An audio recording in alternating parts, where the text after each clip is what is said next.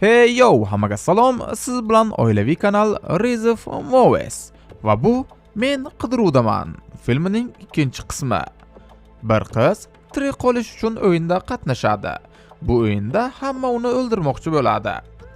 Grace yonayotgan uydan chiqadi. Yaqinda u shu yerda o'yinda qatnashgan edi. O't o'chiruvchilar keladi, unga savol berishadi. Lekin Grace hushidan ketadi. Shifokorlar uni o'ziga keltirayotganda u eslaydi. Erining oilasi uni sehrli marosim uchun ovlagan edi. U shu tunni omon o'tkazganligi uchun butun oila yo'q bo'lib ketgan. Grace kasalxonada uyg'onadi. Detektiv Bassett aytadi. Uyda jasadlar topilgan, lekin Gracening qonidagi izlar boshqa odamga tegishli. Shu payt Gracening singlisi Faith keladi. Grace tushunadi, uning hikoyasi g'alatsi, lekin Faith hammasini bilishi kerak. Bu paytda bir boy odam Chester urush haqidagi yangiliklarni ko'rib o'tirardi. U kimlargadir qo'ng'iroq qilib, otishni to'xtatishni buyuradi va bir necha daqiqadan keyin sulh e'lon qilinadi. Keyin unga Ladomaslar oilasi yo'q bo'lganligi haqida xabar berishadi. Chester umumiy chatda yozadi. Cho'qqi bo'shadi, ya'ni u ham shu kult a'zosi ekanini bildiradi. Ursula va Titus rahbarlik bizga o'tish kerak deb o'ylaydi. Lekin Chester qoidalardan chiqmaslik kerakligini aytadi va ularga yostiq berib, bolalarni o'ldirishni buyuradi. Grace'ni bo'limga olib ketishmoqchi edi, lekin Bill paydo bo'ladi. U detektivni o'ldiradi. Grace singlisini olib qochadi. Eshik yopiq bo'lganligi uchun ular qaytib yashirinishadi. Bill har bir xonani tekshiradi. Shu payt Grace detektivning pistoletini oladi. Lekin Bill juda kuchli edi. U Grace'ni yiqitadi. U uni o'ldirmoqchi bo'lganida to'satdan o'zi portlab ketadi va singlisini ham zararlaydi. Grace detektivning kalitlarini va o'zining to'y libosini oladi. U uni kasalxona kiyimidan ko'ra ko'proq yoqtiradi. Lekin uzoqqa keta olmaydi. Advokat koridorga gaz granatasini tashlaydi. Qizlar uxlab qolishadi. Bill qoidani buzgan edi. O'yin boshlanishidan oldin o'ldirish mumkin emas. Ursula va Titus katta mehmonxona kompleksiga ega. Ular mehmonlarni haydab chiqaradi. Ularning fikri ularga qiziq emas. Shaharga dunyoning turli joylaridan kuchli kult a'zolari keladi. Hammasi yig'ilgach, ularga o'yinchoqlari ko'rsatiladi. Billning oilasi o'lgach, hokimiyat kengashga o'tgan. Uzuk hokimiyat ramzi. O'yindan keyin qaysi oila g'olib bo'lsa, uzukni olib yangi yetakchiga aylanadi. Grace to'y kuni o'zini yolg'iz deb atagandi, lekin endi hammaga ma'lum uning singlisi bor.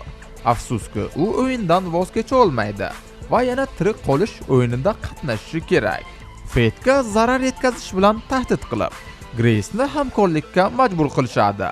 Faith esa aksincha bu o'yinda qatnashish fikri unga yoqadi, chunki u 7 yildan beri opasini ko'rmagan. Xonaga Francesco bostirib kiradi. U Grace'ning erining haqiqiy xotini. U nikoh uzugini olishni xohlaydi, lekin Grace uni eriga uloqtirib yuborgan edi. Francesco muammo chiqarmasligi uchun uni olib ketishadi. Qizlar hushsiz yotgan paytda advokat qoidalarni tushuntiradi. Faqat oilalar boshliqlari qatnashadi. Qonli muhr bu ularning imzosi. Ursula va Titus egizak bo'lganligi uchun birga o'ynaydi. Ular faqat o'z oilasi tarixdagi qurollardan foydalanadi. Boshqa boshliqlarga zarar yetkazish mumkin emas. Agar boshliq o'lsa, keyingisi o'rniga kiradi. Qizlarni golf maydoniga olib borishadi. O'yin boshlanish arafasida. Lekin Titus kalitlarni almashtirib qo'ygan. Mashinalar ishga tushmaydi. Qizlar hushiga keladi. Ular nima qilishni muhokama qilayotgan paytda osmonda dron paydo bo'ladi. Chenning o'g'li ular bilan gaplashmoqchi bo'ladi, lekin Ursula dronni sindiradi. Qizlar qochadi. Ular o'rmon tomon yuguradi. U yerda mashinalar foydasiz, lekin o'rmon baland devorlar bilan o'ralgan. Ular devor bo'ylab yuradi. Faith opasini qo'ydi. Qanday qilib eriga ikkinchi xotin bo'lib tegayotganligini bilmagan. Balki uni faqat pul qiziqtirgandir. Grace esa Faithning yigitam moliyachi ekanligini eslaydi. Gapirish oson emas. Ursula ularga yaqinlashadi. Qizlar daraxt ortiga yashirinishadi. Shu payt ortdan Titus keladi. Baxtlariga uning boltasi daraxtga tiqilib qoladi. Qizlar uni zanjir bilan yiqitib qochib ketishadi. Ursula jahli chiqib akasini uradi. Ular yutishi kerak, aks holda otasining qurbonligi bekor bo'ladi. Qizlar o'rmondan chiqishi bilan snayper nishoniga tushishadi. Ignasiya otishga tayyorlanadi, lekin magazin tushib ketadi. U shoshilib qayta joylaydi va tasodifan o'q uzadi. Shu tufayli qizlar yashinishga ulgura olishadi.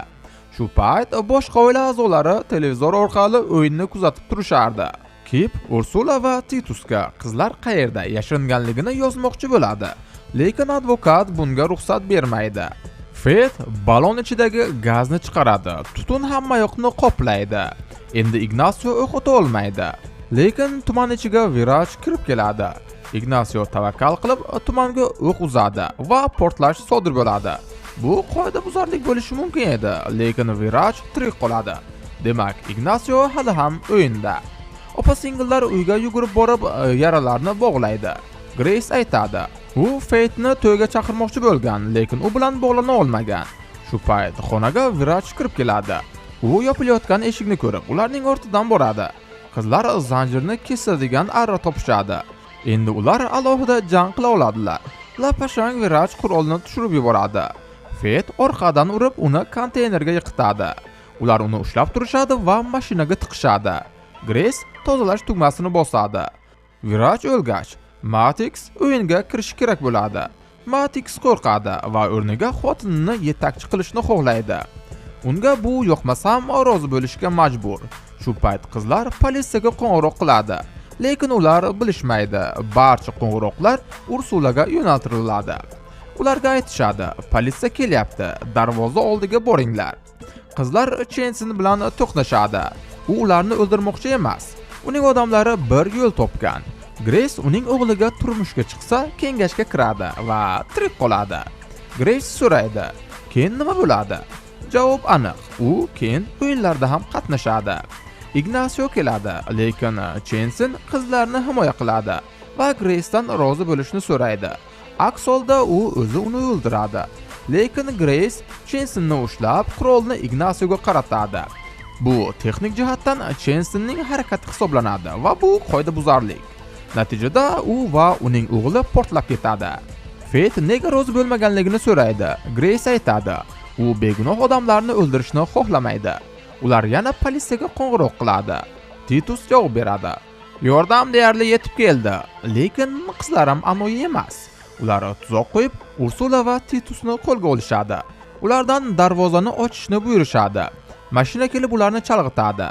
Martina majburan o'yinga qo'shilgan qiz darvozani buzib qochib ketadi. Fate ham qochishi mumkin edi, lekin opasi garovda edi. U Ursulaga tashlanadi va ular birga qochib ketishadi. Uyda Grace yana yaralarni bog'laydi, lekin opa-singillar janjallashib turli xonalarga bo'linishadi. Oradan bir daqiqa o'tar o'tmas Francesco keladi.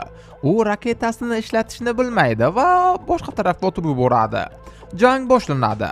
Grace gaz purkaydi, lekin Francesco uni o'ziga ham burib yuboradi. Endi ikkalasi ham zo'rg'a ko'rardi. Ko'r-ko'rona jang boshlanadi. Grace stakan topib ko'zlarini yuvadi. Bu paytda Fate tinchlanib, opasining oldiga qaytmoqchi bo'ladi, lekin Titusga duch keladi.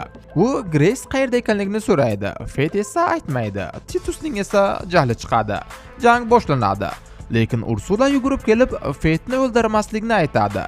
Chunki u asosiy nishon emas. Lekin undan xo'rak sifatida foydalanish mumkin. Ular kolonka orqali e'lon qilishadi. Fate bizda. Agar Grace uni qutqarmoqchi bo'lsa, kerakli joyga kelishi kerak. Fate opasidan qochishni so'raydi. Shu payt Grace'ning ko'ziga qurol to'la quti ko'rinadi.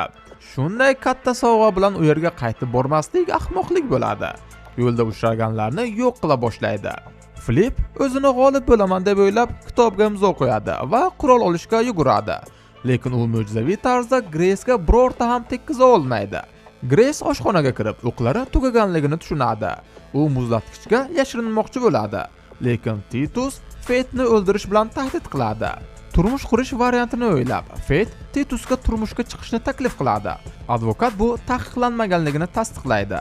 Titus rozi bo'ladi. Shundan keyin Grace va Fate undan qutulishadi.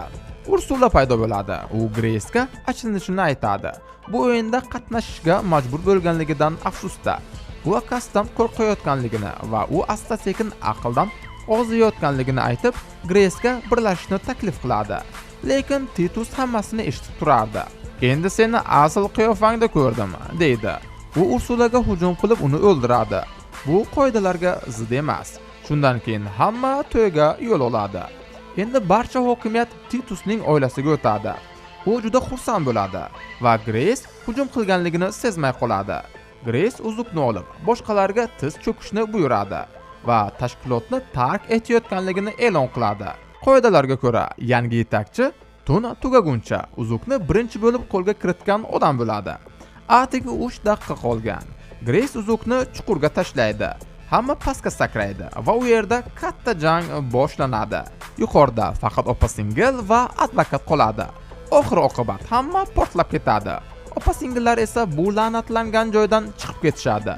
Shu bilan film poyoniga yetadi. Bunaqa gapni gapiraman deb o'ylamagandim. Kino yaxshi ekan. Agar birinchi qismni ham ko'rishni istaymiz desangiz, izohlarda yozib qoldiring va agar ushbu video 1000 likedan oshiqroq like yig'sa, birinchi qismni ham chiqaramiz.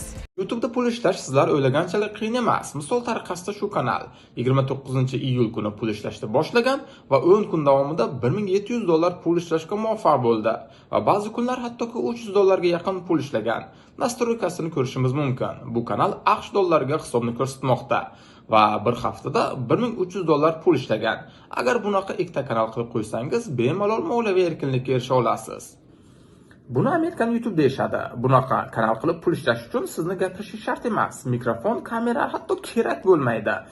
Kompyuter bo'lishi shart emas, shunchaki oddiy telefon bo'lsa bas. Hatto yosh bolalar va ayollarga ham mos keladi. Eng asosiysi qimor yoki tavakkalchi o'yinlarga o'xshab pulingizni yo'qotmaysiz va kanal yuritish uchun pul tikish ham shart emas. Internet va xo'sh bo'lsa bas. Agar YouTube'dan daromad qilishni xohlasangiz, Telegramdagi Bir Qadam Pro kanalimizga qo'shiling va tekin maslahatlar va darsliklardan o'rganishni boshlang.